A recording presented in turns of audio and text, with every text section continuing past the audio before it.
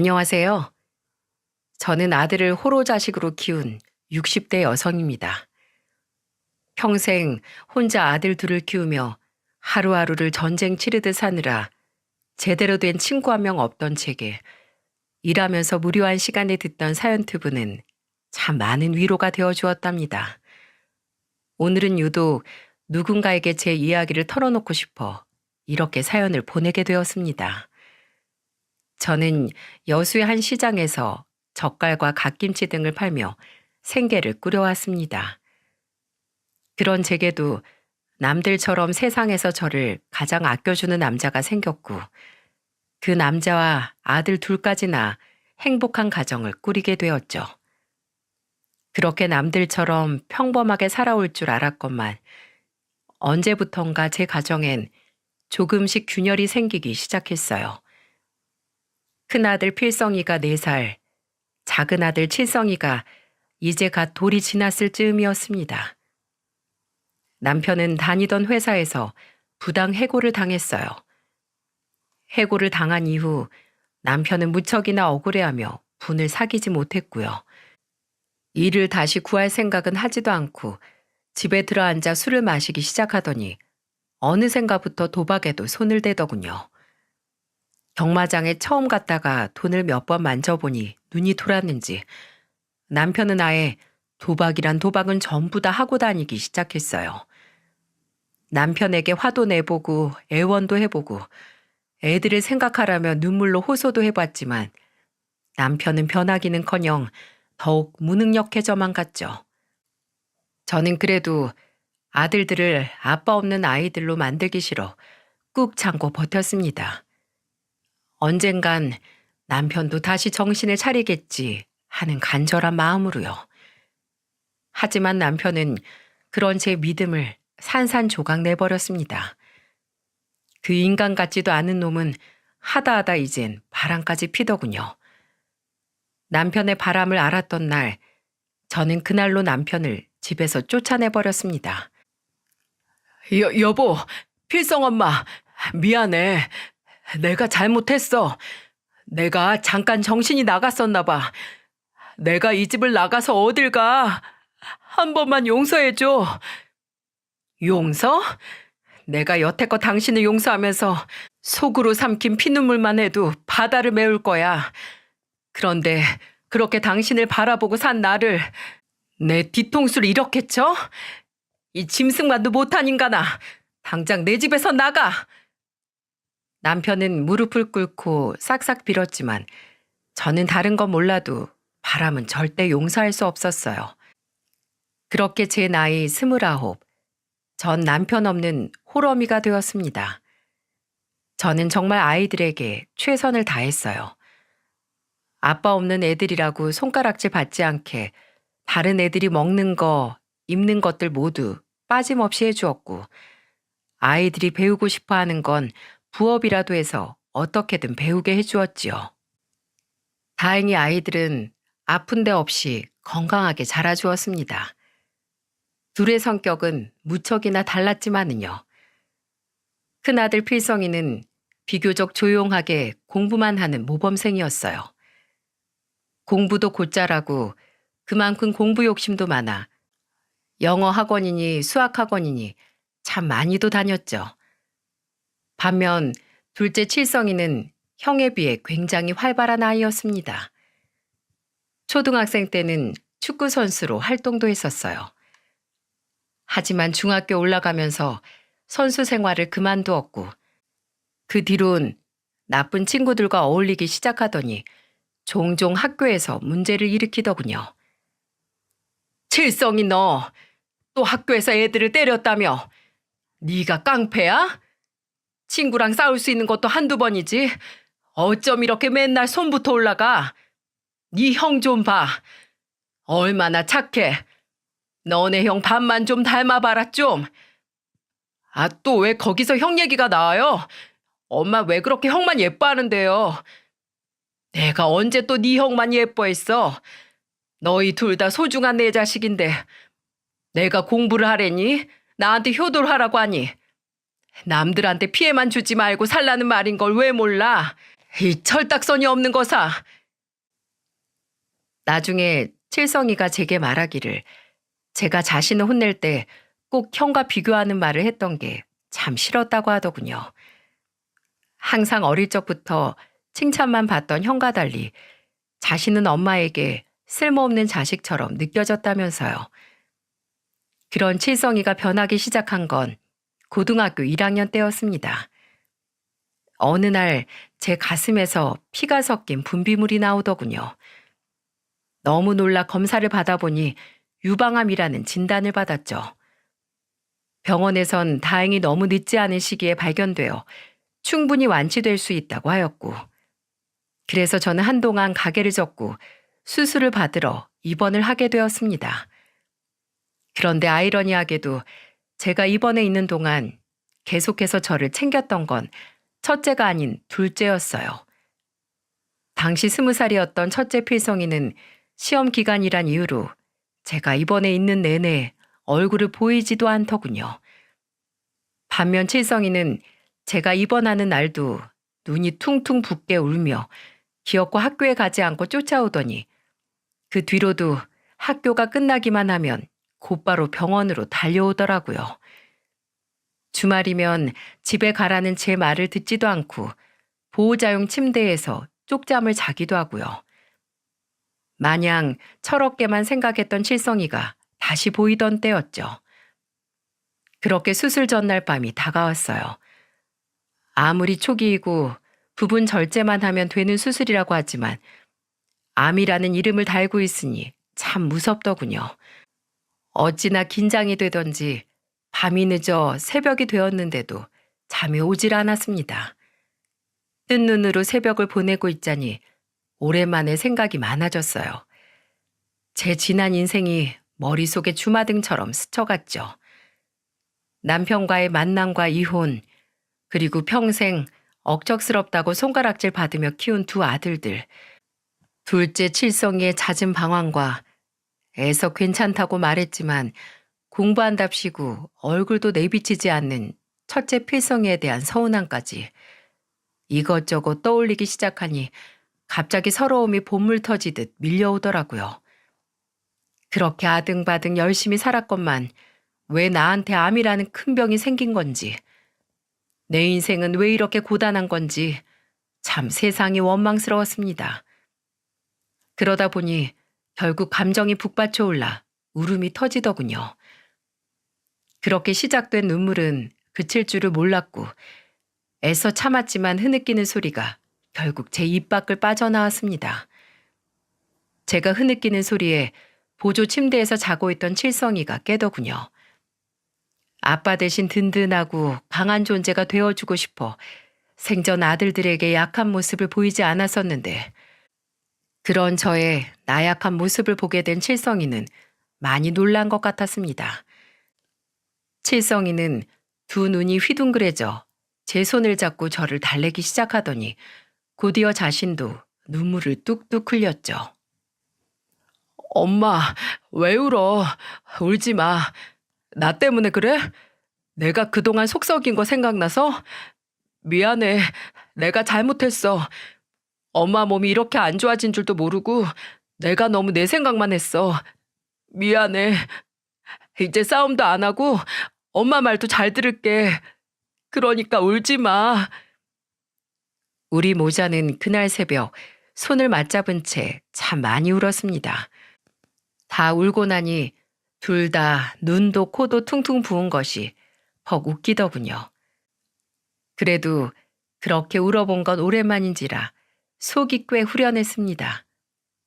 그래서 막상 수술실에 들어갈 때는 생각보다 꽤 가벼운 마음으로 들어갈 수 있었죠. 그렇게 저는 무사히 수술을 마쳤고 빠르게 건강을 회복했습니다. 그리고 제 몸보다 더 빠르게 변화한 건 칠성이었죠. 칠성이는 그날 이후 정말로 마음을 다르게 먹었는지 개과천선을 하기 시작했어요. 어울리던 불량한 친구들과 거리를 두는 것 같더니 학창시절 내내 놓았던 공부를 시작하더군요. 그렇게 칠성이는 고등학교 시절 내내 자신이 제기한 다짐처럼 정말로 말썽 한 번 부리지 않는 착실한 아이로 변하기 시작했습니다. 그리고 시간이 흘러 저는 완전히 건강해졌고 큰아들 필성이는 대학교 졸업 후 건실한 대기업에 취업을, 둘째 아들 칠성이는 관련 학과를 나와 번듯한 사회복지사가 되었어요. 그러더니 28의 비교적 이른 나이에 제 형보다 먼저 같은 직업을 가진 여자와 가정을 꾸렸죠. 그리고 칠성이가 결혼한 지 5년 후 어느 날 제 삶을 망가뜨렸던 불청객이 다시 등장했어요. 그건 바로 바람을 피우고 제게 쫓겨났던 그 짐승 같은 인간, 제 전남편이었습니다. 그놈은 어떻게 알았는지 이미 예전에 다른 곳으로 옮긴 제 반찬 가게로 불쑥 찾아왔죠. 필성이 엄마, 잘 지냈어? 당신, 여긴 어떻게 알고 찾아왔어? 어떻게 알긴. 예전 시장 사람들한테 물어보기만 해도 당신 가게가 어디로 이사했는지 다 알더라고. 그러니까 여길 왜 찾아왔냐고. 무슨 염치로. 필성이 엄마, 그땐 내가 정말 미안했어. 나 당신하고 이혼하고 정말로 정신 차렸어. 그래서 열심히 돈도 벌고 지금은 작지만 작은 내 사업도 하고 있고. 당신이 어떻게 살았는지 난 관심 없어. 그리고 다시 당신 얼굴 볼 일도 없고. 여기가 어디라고 찾아와? 당장 나가. 그러지 말고.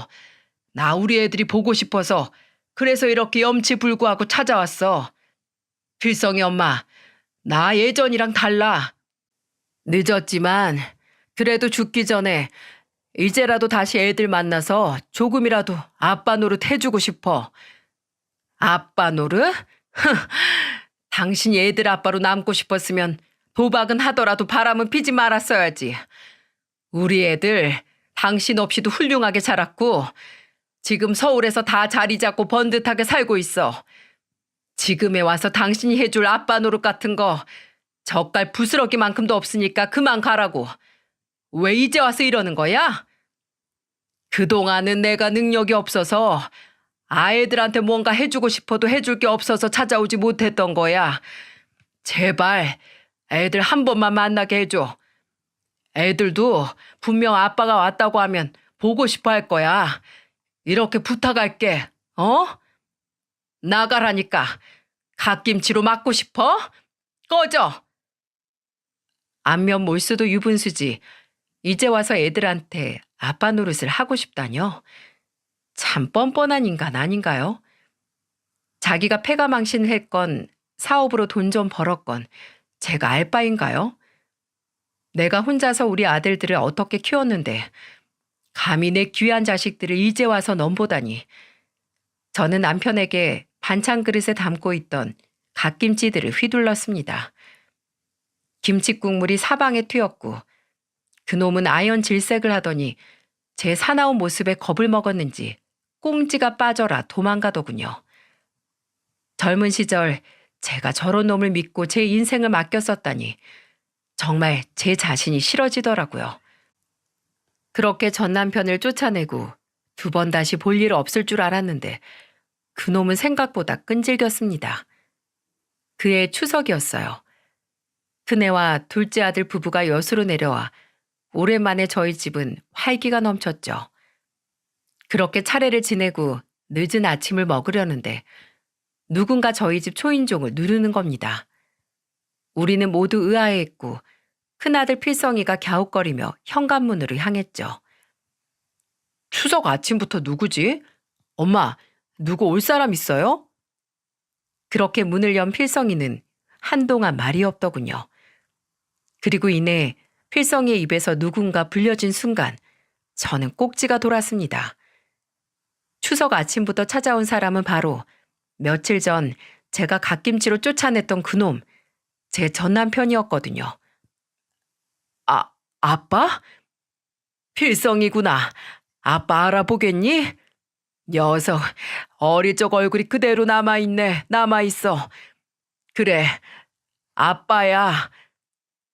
접시에 담던 전을 내팽개치고 현관으로 달려가니 전 남편은 필성이를 부둥켜 안고 가증스럽게도 눈물을 글썽이고 있었습니다. 필성이는 어안이 벙벙해 보였어요. 저는 그런 필성이를 거칠게 전 남편에게서 떼어놓았습니다. 그리고 소리를 빽 질렀죠. 이 집은 또 어떻게 알았어? 이 인간이 저번에 그렇게 내가 지랄을 했는데도 여기까지 찾아와? 내가 애들 볼 생각하지 말랬지. 당신이 무슨 자격으로? 필성이 엄마, 제발 나 한 번만 용서해줘. 나 애들이 너무 보고 싶어서 그래서 아름아름 물어서 찾아왔어. 필성이 봐. 30년이 훌쩍 지났는데도 날 한 번에 알아보잖아. 내가 보고 싶었던 거라고. 그때였어요. 화장실에 있던 둘째 아들 칠성이가 소란을 듣고 뒤늦게 현관으로 달려왔습니다. 제가 더 사납게 전 남편에게 화를 내려던 찰나 칠성이가 확 끼어들더군요. 당신이 내 아빠란 인간이야? 칠성아, 네가 칠성이냐? 너는 그때 어렸어서 날 못 알아보겠구나. 그래, 내가 네 아빠야, 칠성아. 아빠가 너무 늦게 찾아와서 미안하다. 정말로 미안해. 아빠? 아빠 같은 소리 하네. 아저씨, 여기가 어디라고 찾아와요? 아, 오랜만에 엄마 얼굴 보러 와서 기분 좋았는데 기분 확 잡치네. 아저씨, 저 평생 아저씨 같은 아빠 없이 잘만 살았거든요. 누구랑 다르게 너무 훌륭한 엄마 덕분에요. 이 집에 아저씨 발 한 짝도 들일 공간 없으니까 당장 나가세요. 칠성아, 그러지 말고 이 아빠 말 좀 들어봐. 아빠가 이제라도 너희한테 조금이나마 아빠 노릇하고 싶어서 왔어. 아빠 이제 정신 차리고 돈도 꽤 벌어서 너희들한테 뭐라도 도움을 주고 싶어서. 돈은 우리 형도 저도 아쉽지 않게 벌어요. 아저씨, 저 1살 때 조강지찬 우리 엄마 배신하고 더럽게 바람 피워서 쫓겨나신 분 아니에요? 그날부터 우리한텐 아빠 없어요. 필요도 없었고요. 이제 와서 여길 어떻게 알고 왜 찾아왔는지 모르겠지만 저 지금 많이 참고 있거든요. 어른 대우라도 해드릴 때 조용히 가세요. 아시겠어요? 칠성아, 그러지 말고 이 아빠 말을 조금만 더. 꺼지라고, 꺼져. 이 집에서 썩 안 꺼져? 칠성이는 결국 폭발했는지 전 남편을 문 밖으로 끌어내더군요. 그런 칠성이를 보다 못한 필성이가 말리고 저는 그런 필성이를 또 붙잡아 떼어내고 며느리는 집안에서 그 광경을 보며 어쩔 줄 몰라 했죠. 그렇게 칠성이가 기어코 전 남편을 내쫓고 나서야 소라는 일단락됐습니다. 형, 왜 날 말려? 나랑 같이 저 인간을 쫓아내도 모자랄 판에. 우리 엄마를 배신한 인간이야. 아니, 인간만도 못한 쓰레기라고. 2번 다시 저 사람 만날 생각 마. 그럼 나도 가만히 안 있어. 칠성아, 흥분 좀 가라앉혀라. 아무리 그래도 형한테 무슨 말버릇이냐? 형이 저 인간한테 모질게 못 대하는 것 같으니까 그렇지. 약속해, 형. 알았어? 화가 단단히 난 칠성이는 전 남편을 다시 상종하지 않겠다는 필성이의 약속을 받아내고서야 화를 가라앉혔고 그날의 소동은 그렇게 끝이 났습니다.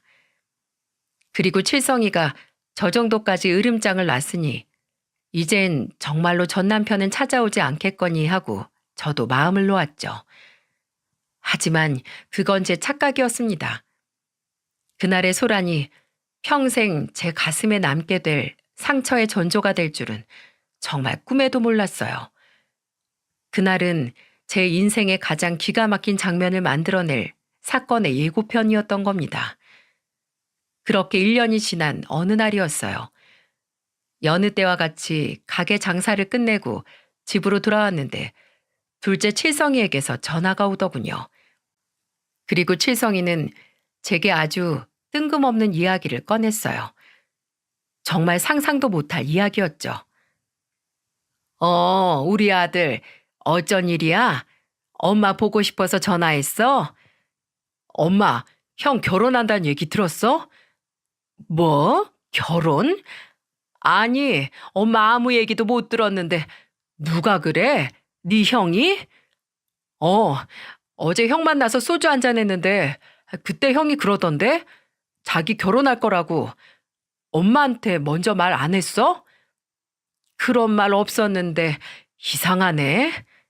뭐, 날 잡고 얘기해서 엄마 놀래게 주려고 했나 보다 그럼. 괜히 내가 먼저 얘기해서 형 김 새겠네. 바로 큰아들이 결혼을 할 거라는 얘기였어요. 평소에 연락이 둘째 아들처럼 잦진 않아도 중요한 일이 있으면 항상 제게 먼저 이야기를 했던 녀석이었는데 좀 이상하더라고요. 그래도 칠성이의 말처럼 워낙 중대사이니 저를 놀라게 해주려나 보다 생각하곤 필성이가 먼저 말해주기를 기다렸죠. 하지만 일주일이 지나고 2주일이 지나도 필성이에게선 먼저 연락이 오질 않는 겁니다. 그래서 전 결국 필성이에게 먼저 전화를 걸었죠. 그리고 저는 그때 필성이에게서 너무도 충격적인 이야기를 들었습니다. 제 생에 어떻게 이런 일이 일어날 수 있는지, 어떻게 내 아들이 내게 이런 말을 할 수 있는지 정말 믿어지지가 않았어요. 필성아, 너 결혼한다는 거 왜 엄마한테 얘기를 안 했어? 칠성이가 말해주던데. 엄마 네가 얘기해주길 기다리다가 목 빠지는 줄 알았잖아. 칠성이가 벌써 얘기했어요? 엄마, 사실 그 결혼 말인데요.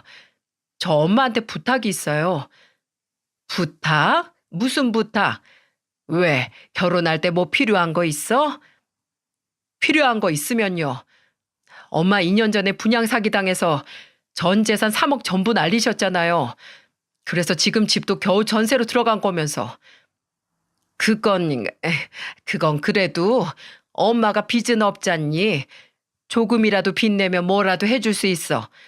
설마 엄마가 너 결혼하는데 아무것도 못 해주겠니? 됐고요, 엄마. 저 엄마가 화내실까봐 여태 얘기 못했는데 사실 아빠랑 연락하고 있었어요. 그래서 말인데요. 저 상견례 자리에 아빠하고 재혼하신 새엄마를 부르려고요. 결혼식 때도 그렇고요. 엄마가 이해 좀 해주세요. 이게 무슨 마른 하늘의 날벼락 같은 소리랍니까? 저는 정말이지 이 말을 들은 제 귀를 의심했어요. 이게 정말 필성의 입에서 나온 말이 맞는지 제가 꿈을 꾸고 있는 건 아닌가 싶더군요. 뭐? 너 지금 그게 무슨 말이냐? 네 아빠랑 연락하고 있었다는 건 그렇다 치고 나를 네 결혼식에 안 부르겠다고? 그리고 네 아빠랑 재혼한 사람이 왜 네 새엄마야? 필성이 네가 언제 봤다고? 몇 번 봤어요, 엄마. 아빠가 저 결혼할 때 지원을 좀 해주신대요. 서울에 신혼집을 마련해 주신다고요. 저 결혼할 여자친구 집이 좀 살아요. 장인어른 될 분도 교육청에서 꽤 높은 공무원이시고 장모님 되실 분은 초등학교 교감이고요. 여자친구 오빠분도 고등학교 교사고 여자친구도 학원에서 강사로 일하고 있어요. 집안이 전부 다 교육자인 집안인데 저희 집은 젓갈 팔고 김치 판다고 하면 제가 너무 창피하잖아요. 창피해? 너 지금 엄마한테 창피하다고 한 거냐? 그 젓갈 팔고 김치 판 돈으로 내가 너 학원들 보내고 대학 보낸 거야. 그걸 뻔히 다 아는 녀석이 뭐? 창피해? 제가 엄마한테 이런 말씀 드리는 거 나쁜 일인 거 알아요. 아는데 그래도 반찬 가게보단 번듯한 사업하는 아빠가 더 모양새가 좋잖아요. 그리고 요새 서울의 집값이 얼만 줄이나 아세요? 모르시죠? 그런 서울에 무려 브랜드 아파트를 해주신다는데 엄마만 좀 참아주시면 되잖아요. 저 지금 여자친구 정말 놓치고 싶지 않아요. 필성아, 너 사람으로서 할 짓이 있고 못할 짓이 있다. 내가 널 어떻게 키웠는데 네가 어떻게 나한테 이런 행동을 할 수가 있어? 그리고 너 그렇게 거짓으로 시작될 결혼이 얼마나 지속될 것 같냐? 부부간의 신뢰가 우선이야. 돈이 아니고 너 지금 한참 잘못 생각하고 있는 거야. 좀 잘못 생각하면 안 돼요? 정직하게 살면 하늘에서 돈이 떨어져요. 집이 생겨요. 이렇게까지 정말 말 안 하려고 했는데 괜히 엄마의 원망 때문에 제 인생까지 망치게 하지 마세요. 엄마가 저한테 아빠보다 뭘 더 해줄 수 있는데요. 필성아. 아무튼 전 분명히 말씀드렸어요. 그렇게 아시고 혹여나 칠성이한테 알아내서 제 결혼식에 올 생각하지 마세요. 필성이의 전화는 그렇게 끊겼습니다. 저는 끊긴 전화를 쉽사리 내려놓지 못했어요. 금방이라도 필성이가 다시 전화를 걸어 방금 한 말은 너무 흥분해서 한 말이라고 잘못했다고 말할 것 같았습니다. 아니, 제발 그렇게 말해주길 바랐던 거죠. 하지만 필성이의 전화는 다시 걸려오지 않았고 저 또한 다시 전화를 걸 용기가 나지 않았습니다. 그만큼 너무나도 충격적이었거든요. 저는 필성이에게 다시 전화를 거는 대신 둘째 칠성이에게 전화를 했습니다. 그리곤 방금 전 필성이와의 통화 내용을 이야기했죠. 정말 형이 그렇게 말했다고? 말도 안 돼. 확실해? 형 입에서 그런 미친 소리가 나왔단 말이야? 그래. 필성이 걔가 그런 기가 막힌 소리를 했다. 세상에 이게 말이 되는 소리니? 칠성아, 엄만 심장이 덜렁거린다. 숨이 안 쉬어져. 어떻게 사람이 돼서 자기 키워준 엄마한테 그런 소리를 할 수가 있니? 아무렴 내가 바쁘게 살았어도 너희한테 사람된 돌인 하고 살라고 가르쳤다고 생각했는데 내가 뭘 잘못 가르쳤나 보다. 걔를 잘못 가르쳤어. 이를 어찌하니? 엄마가 잘못 가르치긴 엄만 잘못한 거 없어. 엄마가 우리를 어떻게 키웠는지 내가 다 아는데 그 새끼 진짜 미친 거 아니야? 엄마, 나 상견례 어디 사는 줄 알아? 형이 나한테 오라고 장소랑 시간 얘기해줬어. 우리 가서 엎어버리자. 형 같지도 않은 그 쓰레기 같은 자식 가서 본때를 보여주자. 아주 개망신을 시켜버리자고. 근데 엄마, 그 아빠란 인간은 도대체 왜 그런데? 진짜 돈이 넘쳐나는 거야? 아니면 다른 꿍꿍이가 있는 거야? 왜 이제 와서 우리 집안에 이런 분란을 만든대? 칠성이의 말에 저도 문득 궁금해졌습니다. 정말로 그 인간이 뒤늦게 사업에 성공해서 진심으로 필성이를 물심양면 돕고 싶어 하는 건지, 아니면 칠성이 말대로 정말 무슨 꿍꿍이가 있는 건지 제 두 눈으로 확인을 해야 할 것 같았죠. 그리고 아무리 생각해도 필성이를 저대로 두면 안 될 것 같았습니다. 누가 봐도 잘못된 행동이잖아요. 제 아들이 그릇된 길로 가려는 것을 저는 막아야 했죠. 당장은 필성이가 저를 원망할지라도 저는 엄마로서 아들의 행동을 바로 잡아주어야 했으니까요. 그래서 전 칠성의 말대로 큰아들의 상견례 자리에 쳐들어가기로 했습니다. 그렇게 상견례 당일 저는 칠성이가 끊어준 기차를 타고 서울로 올라갔어요. 그리고 저를 데리러 온 칠성이와 함께 도착한 한정식 집에서 큰아들의 이름으로 예약된 방문을 열기 전 심호흡을 하는 제게 칠성이가 말하더군요. 엄마, 떨지 마. 떨 거 하나도 없어. 내가 옆에 있잖아. 룸 안쪽에선 이미 화기애애한 대화 소리가 들렸습니다. 약속 시간이 1시 반이었기 때문에 저와 칠성이는 일부러 30분 뒤인 2시에 갔거든요.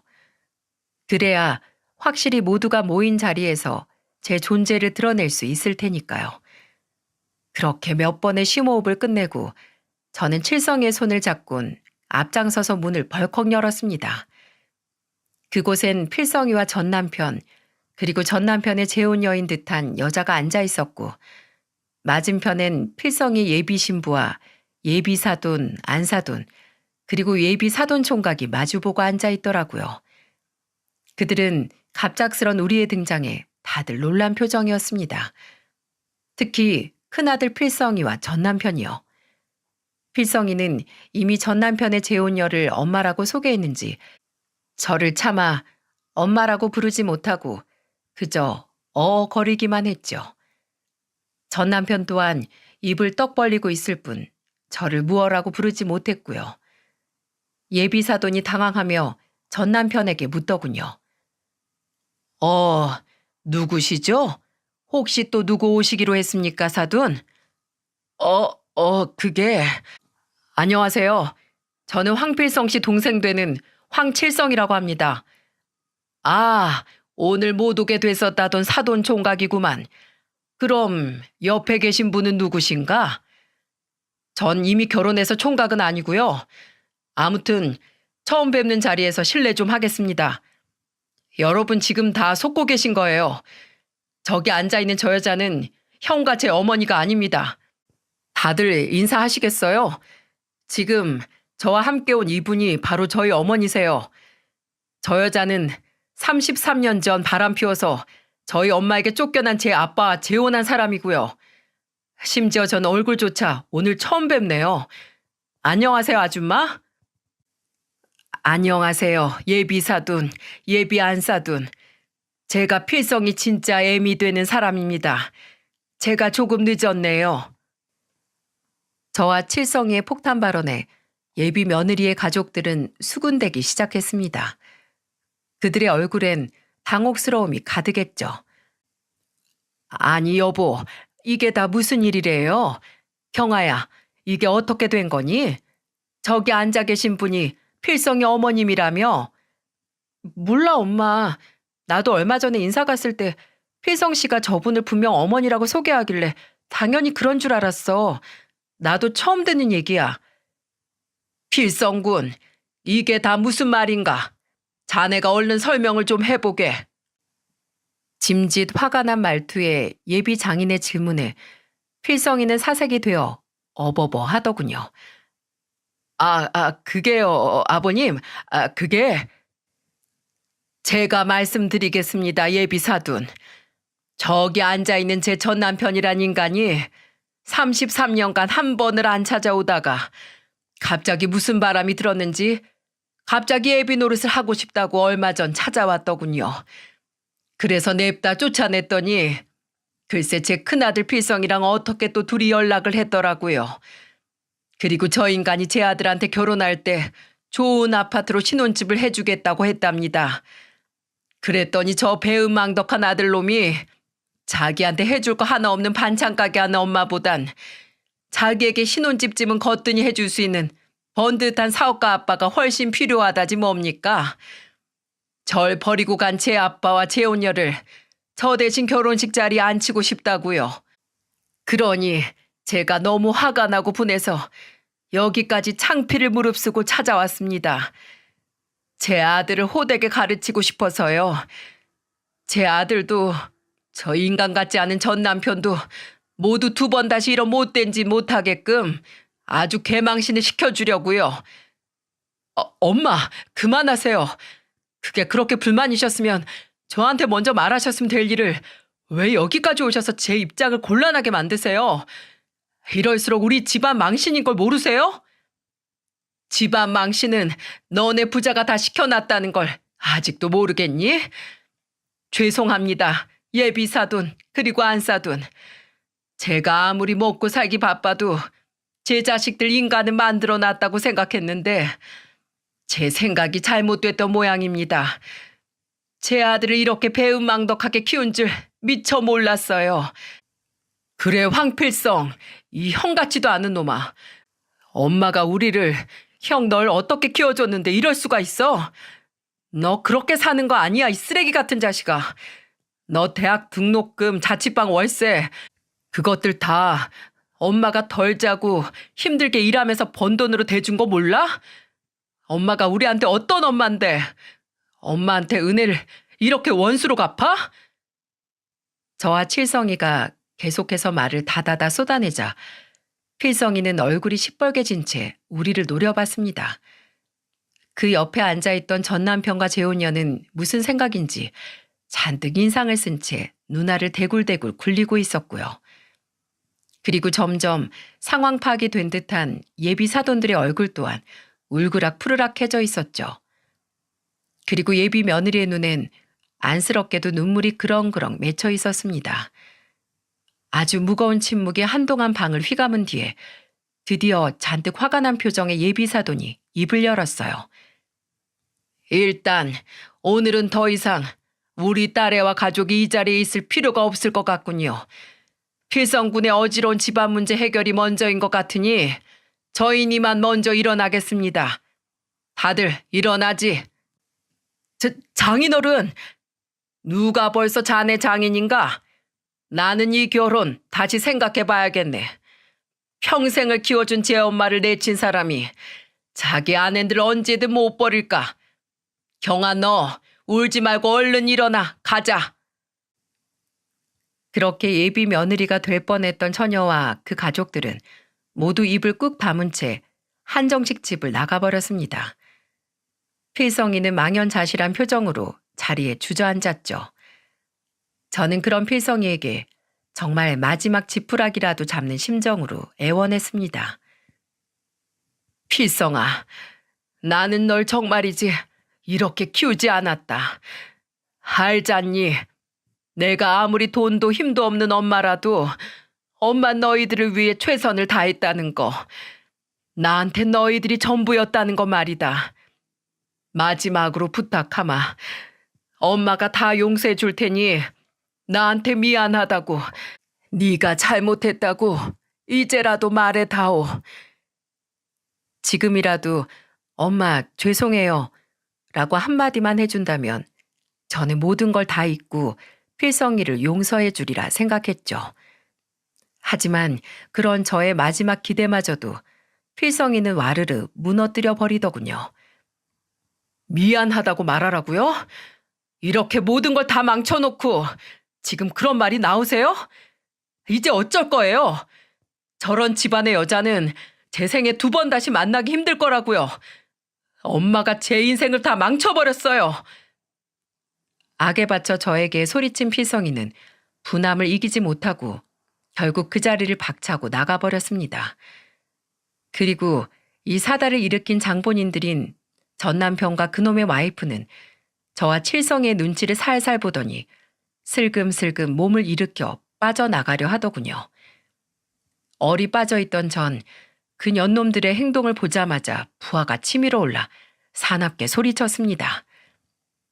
야, 이 짐승만도 못한 놈아. 33년 전에도 날 그렇게 고생시키고 내 눈에 피눈물이 나게 하더니 한참 만에 나타나서 또 내 가정을 이 박살을 내? 네가 그러고도 인간이야? 야, 이 잡놈의 새끼야. 너 도대체 왜 나타난 거야? 진짜 아빠 노릇을 하고 싶었으면 애를 인간답게 가르쳤어야지. 너처럼 똑같이 짐승 새끼를 만들어 놔? 그리고는 그놈의 가슴이며 어깨 머리등 가리지 않고 사정없이 때리기 시작했죠. 제 가슴에 피멍을 잔뜩 내놓고 제 몸이 맞는 건 아팠는지 그놈은 아아 하며 2팔로 자기 얼굴을 감싸더군요. 그리고 그놈의 와이프는 저를 그놈에게서 떼어내려고 안간힘을 써댔지만 어림도 없는 일이었죠. 이 아줌마가 미쳤나? 아줌마 그만 못해요? 폭력으로 고소당하고 싶어? 무식한 여편네가 힘은 또 왜 이렇게 센 거야? 저렇게 억세니까 저희가 바람을 폈겠지. 오죽했으면. 뭐라고요? 아줌마? 끼리끼리 만난다더니 할 말 못할 말 구분도 못하는 게 아주 금수들끼리 잘 만났네.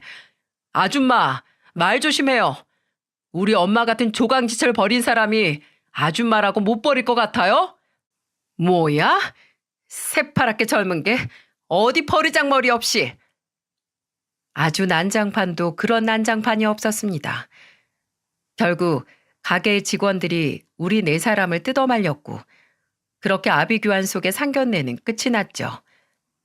그리고 필성이는 2번 다시 저와 칠성이에게 연락을 하지 않았고 저 또한 제 큰아들 필성이는 이제 없는 아이라고 생각하고 제 가슴에 묻어두기로 했죠. 그렇게 1년이 지난 어느 날 밤이었습니다. 누군가 저희 집 초인종을 누르더군요. 저를 찾아온 사람은 다름 아닌 큰아들 필성이었어요. 누구세요? 엄마, 저예요. 필성이요. 너무 놀라 불이 나게 문을 열어보니 글쎄 1년 새 무슨 일이 있었는지 눈에 띄게 야위고 푸석해진 필성의 얼굴이 울상이 되어 저를 바라보고 있더군요. 저는 우선 필성이를 집으로 들였습니다. 그리고는 놀라고 반가운 마음을 꾹 누르고 애써 냉정한 말투로 큰아들에게 물었죠. 2번 다시 날 안 볼 것처럼 하고 가더니 여기 무슨 염치로 왔어? 저의 쏘아붙임에 필성이는 거의 울먹이는 목소리로 대답하더군요. 그런데 필성의 입에서 나온 말은 너무도 충격적이었어요. 엄마, 저 아빠한테 사기를 당했어요. 그 뒤로 이어진 큰아들의 말을 들어보니 제 전남편이란 인간은 참 생각보다 더 상종 못할 인간 쓰레기더군요. 그놈이 제 아들들, 특히 필성이에게 접근했던 이유는 다름 아닌 돈 때문이었답니다. 대기업에 다니던 큰아들이 대출이 잘 나오는 걸 노렸던 거죠. 아빠가 사업 확장을 좀 해야 한다고 딱 3달만 제게 투자를 해달라고 했어요. 전 이미 아빠 집도 알고 있었고 아빠 회사에 대해서도 아빠가 먼저 자진해서 서류를 떼서 보여주길래 티끌만큼도 의심하지 않고 8천만 원이나 대출을 받아서 빌려줬죠. 근데 몇 달이 지나도 아빠는 가진 핑계를 대며 차일필 저와의 약속을 미루더라고요. 그리고 5달이 채 되기 전에 결국 연락이 두절됐어요. 집에 찾아가 보니까 다른 사람이 살고 있더라고요. 알고 보니까 아빠랑 그 여자가 단기 월세로 딱 몇 달만 그 집을 빌렸던 거래요. 사업한다는 말도 제게 먼저 나서서 보여준 서류들도 전부 다 거짓말이었던 거예요. 저 어떡해요? 그때 엄마 말을 들었어야 했어요. 제가 바보 같았어요. 작년 상견례 이후 결혼도 전부 끝장나고 저한테 남은 건 아빠가, 아니 그놈이 남긴 대출금밖에 없어요. 혼자서 너무 힘든데 일도 손에 안 잡히고 그냥 엄마가 너무 보고 싶어서 무작정 회사에 휴가를 내고 이렇게 염치 없이 찾아왔어요. 죄송해요, 엄마. 참으로 기가 차더군요. 어쩐지 이상하긴 했지만 아무리 그래도 설마 그놈이 자기 친아들한테 사기를 쳤을 거라곤 상상도 못했거든요. 그러게 내가 그때 뭘 했어? 내가 네 아빠 상종하지 말라고 말했지.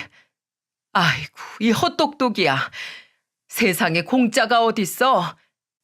그래 그때 내가 무식해서 사기당하고 너한테 돈도 집도 못 보태준 거 아직도 미안하게 생각한다. 그래도 네가 결혼한다고 데려왔던 그 아가씨도 그리고 너도 충분히 능력이 있었잖니. 밑바닥부터 시작했으면 되잖아. 왜 이렇게 허황된 꿈을 꿨어? 바보같이 사기를 당한 날 보고도 느낀 게 없었어? 네가 가지고 있는 것보다 터무니없이 큰 걸 바라면 체하는 법이야 이놈아. 죄송해요 엄마. 제가 생각이 짧았어요. 잠깐 제가 뭐에 씌었었나 봐요. 큰아들은 지난 날을 너무도 후회한다며 제게 무릎을 꿇고 죄송하다고 울더군요. 그 한심한 놈이 반쪽이 된 얼굴로 엉엉 우는 모습을 보니 제 마음이 참 시렸습니다. 하지만 제 머릿속엔 자꾸만 1년 된 저를 경멸하듯 노려보던 큰아들의 모습이 잊혀지지가 않았어요. 아무리 자식이라도 쉽사리 용서하기엔 힘들 정도로 그 사건은 제게 너무 큰 상처를 남겼었던 모양이더라고요. 저는 우선 우는 필성이를 다독이곤 별다른 말 없이 저녁을 차려 먹인 후 서울로 올려보냈습니다. 그리고는 답답한 마음에 밤새도록 방에 앉아 한숨만 쉬어댔죠. 필성이를 도대체 어떻게 용서해야 하는지, 제 마음을 어떻게 다스려야 하는지 도통 알 수가 없었어요. 그렇게 밤을 꼬박 새운 후 저는 둘째 아들 칠성에게 전화해 필성이가 왔었다는 이야기를 전했죠. 자초지종을 들은 칠성이는 처음 전 남편이 찾아왔을 때와 마찬가지로 불같이 화를 내더군요. 엄마, 황필성 그 자식 말을 믿어? 아빠한테 뒤통수를 그렇게 맞고도 모르겠어? 사람은 안 변해. 한 번 배신한 놈은 또 배신하는 법이라고. 1년 동안 엄마가 얼마나 힘들어했는데 그 놈을 다시 믿었다가 또 배신당하면 그땐 그 상처를 어떻게 하려고 그래? 하지만 칠성아, 너도 고등학교 때 그랬잖니? 그때 너도 마치 다른 사람처럼 변했었잖아. 만약 필성이가 그때 너처럼 진심으로 뉘우친 거라면 그렇다면 어떡하니? 네가 내 자식인 것처럼 필성이도 똑같은 내 자식인데 엄마로서 한 번은 기회를 줘야 하지 않을까? 휴, 알겠어 엄마. 그럼 이번에 쉬는 날 서울에 한번 올라와. 내가 그 자식 엄마랑 같이 만나서 진심인지 한번 볼게. 근데 다시 만나도 형이 갱생할 여지가 내 눈에 안 보이면 엄마 그땐 정말로 2번 다시 형 안 본다고 나한테 약속해. 알았지? 칠성이는 제 말에 마지못해 필성이를 함께 만나보겠다고 이야기했습니다. 그리고 그 주 주말 약속 장소에 들어선 큰아들 필성이는 저와 칠성이를 보자마자 대뜸 바닥에 무릎을 꿇었어요. 필성이는 절대 용서하지 않겠다며 이를 갈고 나왔던 칠성이는 매우 당황한 표정이었지만 이내 다시 얼굴을 굳힌 채 제 형을 내려보며 따지더군요. 엄마, 정말 죄송해요. 칠성아, 내가 예전엔 정말 어리석었다. 엄마 너한테 상처를 줘서 정말 미안해. 한 번만, 나에게 한 번만 더 기회를 줘. 뭐 하는 거야? 이런다고 형이 엄마한테 상처 줬던 일들이 사라져? 그리고 형한테 돈도 사람도 아무것도 안 남으니까 이제라도 나나 엄마한테 다시 빌붙어 보려는 건 줄 우리가 어떻게 알아? 형이 얼마나 잔인하게 우리 곁을 떠났는데 나는 형이 그날 했던 말 한마디, 엄마를 노려봤던 그 끔찍한 눈빛, 그 어떤 것도 잊어본 적이 없어. 이 망할 자식아. 미안해. 미안해 칠성아. 네가 아무리 나한테 욕을 해도 아니 날 두들겨 팬다고 해도 난 아무 할 말이 없어. 엄마 죄송해요. 제가 엄마한테 지은 죄 죽을 때까지 아니 죽어서도 평생 갚을게요.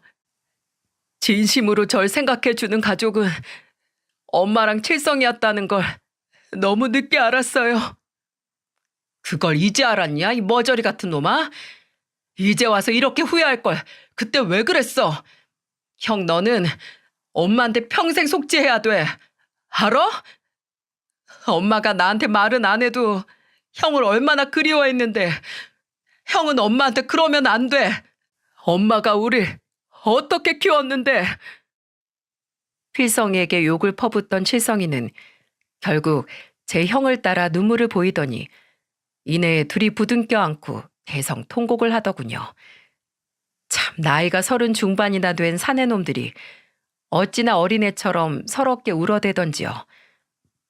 아들들이 그토록 울어대니 제 눈물이라고 말일 새가 있었겠습니까?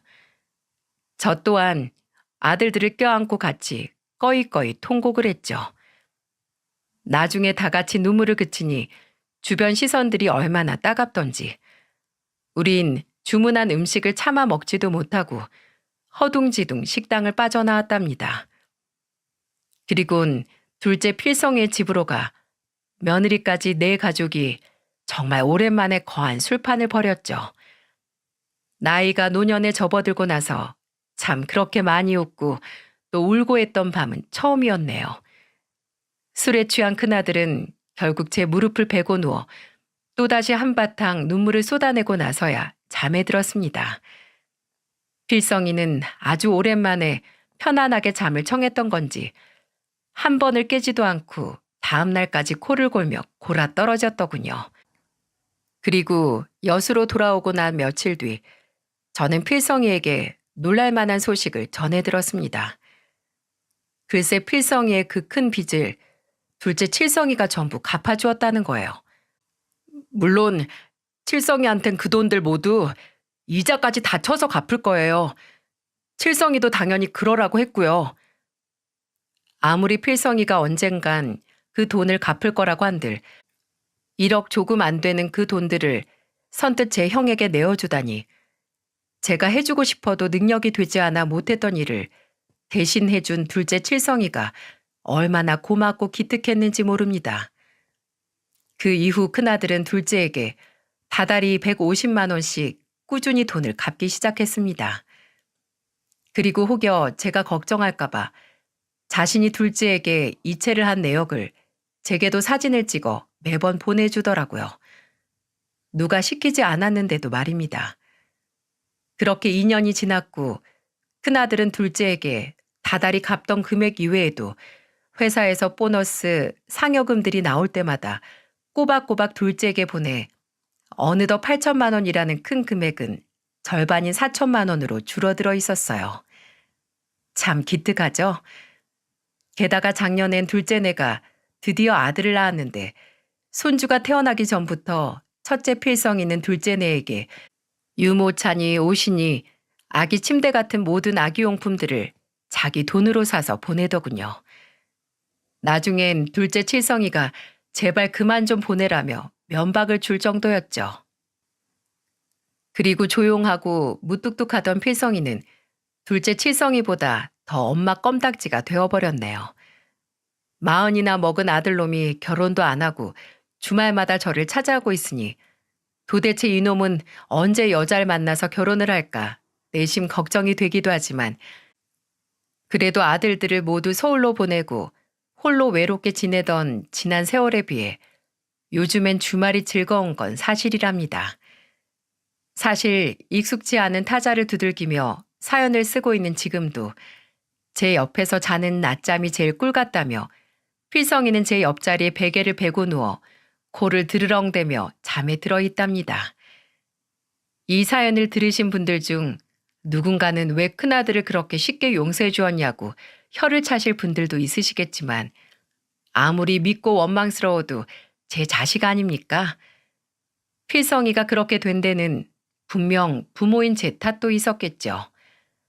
부모의 정은 자식에게 약이 된다고 하더군요. 아무리 못된 사람이라도 부모의 한없는 정에는 마음이 움직여 개과천선을 할 수 있다고 하니 저 또한 어미로서 최소한 한 번쯤은 필성이의 잘못을 품어줘야 한다고 생각했어요.